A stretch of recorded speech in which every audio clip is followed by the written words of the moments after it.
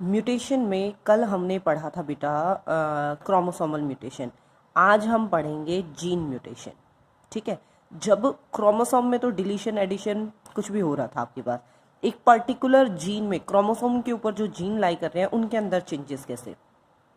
A sudden, stable and inheritable change in the base sequence of a gene. Base sequence purine और pyrimidine. Purine क्या क्या है? AG, adenosine और गुएनोसिन, और pyrimidine क्या है आपके पास? CT, साइटोसिन और थाइमोसिन भी आप कह सकते हो। उनके अंदर चेंजेस होना, वो चीज़ क्या कहलाएगी? उन 4 नाइट्रोजिनस बेस पेयर में आइदर प्यूरिन और पिरामिडिन में चेंज होना क्या कहलाएगा आपके पास? Gene mutation. म्यूटोन ऐसा कोई भी मतलब हिस्सा, the smallest portion of A gene that can mutate, जिसके अंदर म्यूटेशन पॉसिबल है, हुई है, उसे कहेंगे म्यूटोन, जहां म्यूटेशन पॉसिबल है। Detection of A gene mutation कैसे पता चलेगा? Gene mutation can not be seen under the microscope. Microscope के अंदर जैसे हम क्रोमोसोमल म्यूटेशन को देख पा रहे थे, इसे नहीं देख सकते। It is detect when it cause changes in the phenotypic expression. जब वो फिनोटाइप में चेंज कर देती है, सिर्फ और सिर्फ तब पता चलता है कि हाँ ये म्यूटेशन हुई थी, पहले अर्ली स्टेजेस पे नहीं। Mostly gene mutation are recessive. ये एक प्लस फैक्टर मान के चलिए कि रिसेसिव है, अगर हो डोमिनेंट तो सब चेंज मिलेगा। Therefore not easily detected। ठीक है, dominant mutation are rare and they cause phenotypic change immediately. एक ही जनरेशन में, एक से नेक्स्ट में ही सब कुछ चेंज कर देंगे लार्ज स्केल पे। और dominant gene mutation cause the disease aniridia, इसे ध्यान रखना, ये रेयरली होती हैं। लैक और defect in iris, aniridia. The types of gene mutation के हम जब बात करें तो ये 3 टाइप की है। फर्स्ट है आपके पास सब्सटीट्यूशन, रिप्लेसमेंट, जब एक जीन नाइट्रोजिनस बेस पेयर की जगह दूसरा नाइट्रोजिनस बेस पेयर आपके पास आ जाए।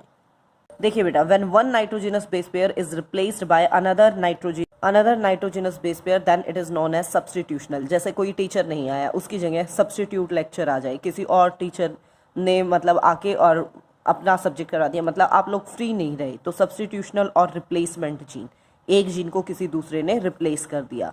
ये भी 2 टाइप का है बेटा आपके पास। One is the transition and other is the ट्रांसवर्सन।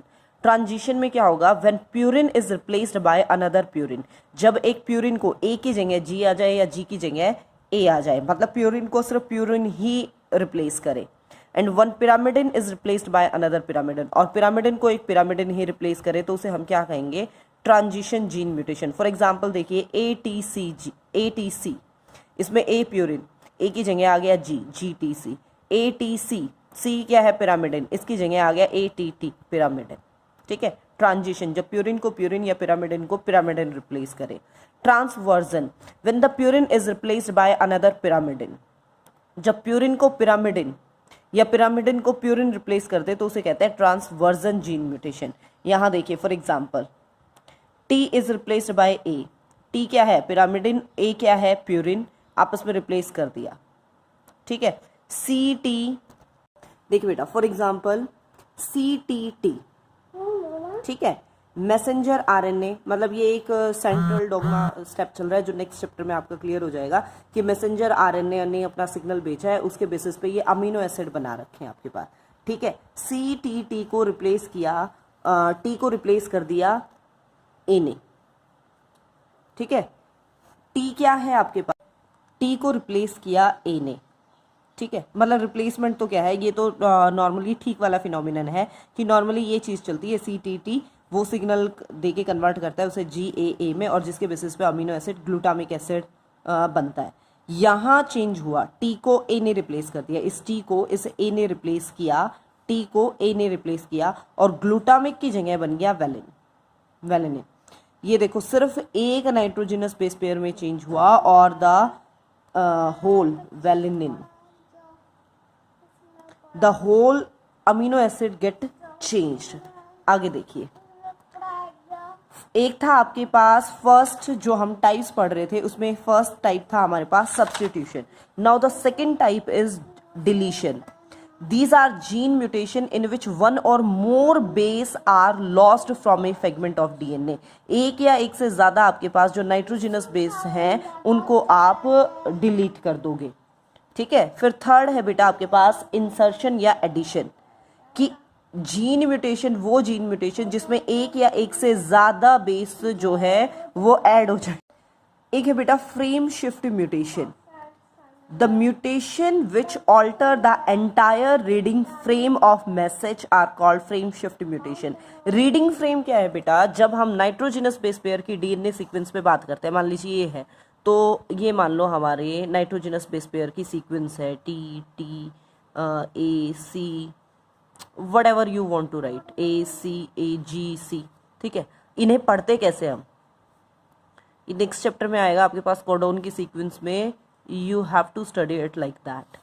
A T T, T T A, C A G, C G C, मतलब आपको ये तीन तीन के ग्रुप में पढ़ना होता है, और इन तीन नाइट्रोजनस बेस पेयर के ग्रुप को हम नाम देते हैं कोडोन। अगर इनमें से मान लीजिए आपने इस एक को चेंज कर दिया, आपने इसको हटा दिया, तो क्या बना आपके पास रीडिंग फ्रेम, रीडिंग फ्रेम तो वो तीन का ही रहेगा, the entire reading frame get changed, उसे कहते हैं हम फ्रेम शिफ्ट म्यूटेशन। वो म्यूटेशन, वो चेंज जिसके कारण जो पूरा रीडिंग सीक्वेंस है वो चेंज हो जाए, उसे क्या नाम देते हैं, frame shift mutation. These include deletion और इंसर्शन, चाहे आप एक डिलीट कर दो चाहे आप एक ऐड कर दो, पूरी सीक्वेंस चेंज हो जाएगी। फॉर एग्जाम्पल आपके पास genetic disease muscular dystrophy is called the frame shift, is caused by frame shift mutation. ये फ्रेम शिफ्ट म्यूटेशन का ही के कारण होती है डिजीज, जिसके कारण क्या है आपके पास जो प्रोटीन डिस्ट्रॉफिन है वो प्री मैच्योर टर्मिनेशन, बनने से पहले ही, पूरी तरह से मैच्योर नहीं है उससे पहले ही उसकी फॉर्मेशन क्या है, टर्मिनेट कर दी जाती है, जिसके कारण मसल्स डिसऑर्डर, मतलब पूरी तरह से मसल्स पावरफुल वो जनरेट नहीं कर पाती। एक है आपके पास point mutation, gene mutation that involve change in the single nitrogenous base, जहां पे सिर्फ एक के अंदर चेंज हो उसे क्या कहेंगे, पॉइंट म्यूटेशन। ग्रॉस म्यूटेशन, जहां पे मोर देन वन, अगर एक से ज्यादा आप इन्वॉल्व कर लेते हो तो उसे क्या कहेंगे हम, ग्रोस म्यूटेशन। एक है आपके पास नॉनसेंस, ये छोटी छोटी टर्म्स हैं, आप इन्हें थोड़ा सा ध्यान रख लेना। Nonsense mutation, gene mutation which stop the synthesis of polypeptide chain, ऐसी म्यूटेशन जो पॉलीपेप्टाइड चेन मतलब आगे प्रोटीन फॉर्मेशन को कंप्लीटली रोक दे, तो उसे कहते हैं नॉनसेंस म्यूटेशन, की जो काम करना चाहिए वो काम उसने रोकेगा भी कैसे, एक नॉनसेंस टर्मिनेटर कोडोन, ये तीन होते हैं आपके पास टर्मिनेटर कोडोन जो किसी भी प्रोसेस को रोक दे, UGA UAG UAA, यहाँ पे याद हो जाते हैं तो ठीक है, अदरवाइज नेक्स्ट चैप्टर में हो जाएगा। मिस सेंस म्यूटेशन, की जहाँ पे पॉलीपेप्टाइड चेन तो बने लेकिन वो प्रॉपर ना बने, उसकी जगह जो बननी चाहिए थी उसकी जगह कुछ और ही बन जाए, तो उसे कहते हैं miss sense. A missense mutation changes a codon which alters a specific amino acid in the polypeptide chain, कि बनना था कुछ और बन गया। सेम सेंस म्यूटेशन, की म्यूटेशन हो लेकिन बाई चांस इस तरीके से हो कि जो अमीनो एसिड का, देखो जैसे GCA और GCT ये आर्जिनिन बनाते हैं, ए को रिप्लेस कर दिया टी ने, GC सेम था, ए को रिप्लेस किया टी ने, तो भी क्या है इस केस में भी आर्जिनिन, GCT ने भी क्या बनाया, आर्जिनिन। UUA भी क्या बना रहा है, ल्यूसिन, और UUG leucine. Origin of mutation, mutation होते कैसे हैं, मतलब क्या कुछ कॉज है, सब कुछ उसके बारे में। म्यूटाजेंस और म्यूटाजेनिक एजेंट्स, वो सब्सटेंसेस, वो फैक्टर जो म्यूटेशन को कोज करा दें, म्यूटेशन का कॉज है, उन्हें क्या कहेंगे, म्यूटाजेनिक एजेंट्स या म्यूटाजेंस। स्पॉन्टेनियस म्यूटेशन, म्यूटेशन होती ही वैसे तो अचानक है। They occur random and their frequency is low, कभी कभार होंगी, नॉर्मल से इनकी फ्रीक्वेंसी लो है। They may arise by the error in the process of replication, replication का मतलब होता है डीएनए से डीएनए की कॉपी तैयार करना, वहाँ कोई प्रॉब्लम आ गई थी, and from failure to repair the damaged DNA. ये आपको रेप्लिकेशन में नेक्स्ट चैप्टर में आपके पास रेप्लिकेशन कंप्लीट डिटेल में आएगा कि रेप्लिकेशन के कारण डीएनए से जो डीएनए की प्रोसेस बनने की जो प्रोसेस उसमें कोई दिक्कत हुई, और अगर दिक्कत हो भी गई थी तो डीएनए रिपेयरिंग का एक मैकेनिज्म होता है वो फेल हो गया, वो प्रॉपरली काम नहीं कर पाया। इंड्यूस्ड म्यूटेशन, ये तो है एक नेचुरल वे में। Induced mutation, the mutagens which induce mutation, कि प्रॉपरली जानबूझ के जब म्यूटेशन करवाई जा रही हैं, तो अलग अलग फैक्टर्स हैं म्यूटेशन इंड्यूस करने के, जैसे biological mutagens, virus can cause mutation in the host cell, जो वायरस हैं वो होस्ट सेल के अंदर म्यूटेशन कॉज कर सकते हैं, वो आएंगे बायोलॉजिकल म्यूटाजेंस के अंदर। फिर है केमिकल्स, जो वेरियस टाइप के केमिकल्स हैं जैसे नाइट्रस एसिड, फॉर्मल्डिहाइड, पेरोक्सीसाइड, 5-ब्रोमो यूरासिल, मस्टर्ड गैस, वो भी क्या है म्यूटाजेंस की तरह काम करते हैं। जैसे कोलचाइसिन, कोलचाइसिन पहले भी आया है, पॉलीप्लॉइडी कोज करता है, वो स्पिंडल फॉर्मेशन नहीं होने देता, जिसके कारण जो मतलब क्रोमोसोम को मेटाफेज स्टेज पे जो सेपरेट होना है क्रोमेटिड्स को, वो नहीं हो पाते, डबल ही रह जाता है नंबर।